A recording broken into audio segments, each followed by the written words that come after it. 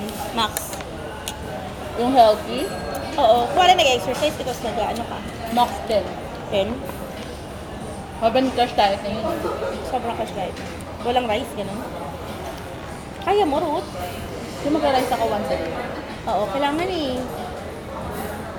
Sabi sa akin nung, friend ko sa Facebook, ano lang daw, chicken daw na boiled for 2 weeks. Pag daw nagka-cramp, ay nag-ano ka, Ay, sorry, iwan ko dito. ano ba to? Pag gusto mo daw, parang pag na, ka daw, cheese daw, kainin mo. Parang pang social naman yun. Boiled chicken. Ay, ano yan? Yan na yan. Ay, bakit wala ka? Yan, Ako yan. baka sandali lang. Sandali lang. Mani pa kaya? May weather. Erap, girl. Ayun. Sarap ah. Ito no, yung brownies. Sarap yung brownies niya. Last day ng cheat day. Bukas kailangan talaga. Fresh diet. Nalala ko tuloy. Pag bumibili tayo ng damit natin ng college sa isitan. Isitan talaga. Kawawa na Pinuko yung mo mga, naman tayo. kawawa yung mga damit nila sa atin, ano?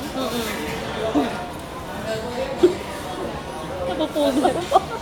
Ginagano na. Kasi hindi nang bibilin. Naalala ko sa isitan, no? Puro sale. Parang buong... Puro sale, no? Yung ano ba Buong yun? taong sale. Ano ba inanana? Ano ba yung mga uso dati? Yung hush puppies. Hindi mahal pa nga yun eh. Oo.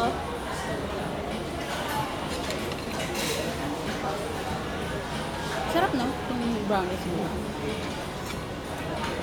Bakla, magtag ka. Kasi yung friend ko, nagtatag eh. Oo.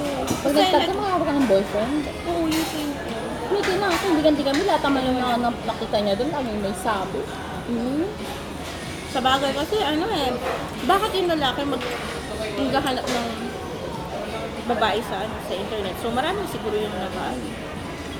Tsaka natatakot talaga ako. Si Elwin ate nagsabi sa akin dati, sabi niya, pag ang lalaki daw, na-meet mo sa internet, ano daw Ba't yan siya? usually. Kalala niya yung sa internet ah.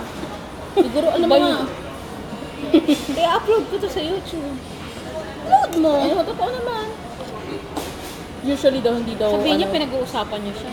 Hindi na lang, buti ka pinag-uusap. Buti nga naalala ko pa siya eh.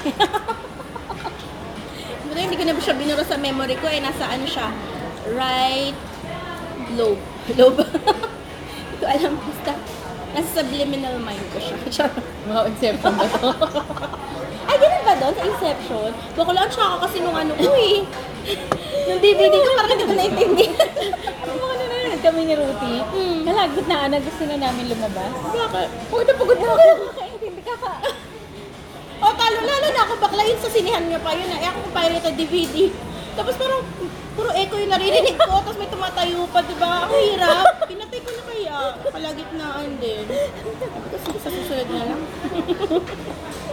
Pero maganda siya in fairness. Hindi ko naintindihan. Parang 30 minutes ko na pinapanood. Wala pa ako naintindihan kahit isa. Ang dilim-dilim pa. Ang dilim pa man ang movie na yun.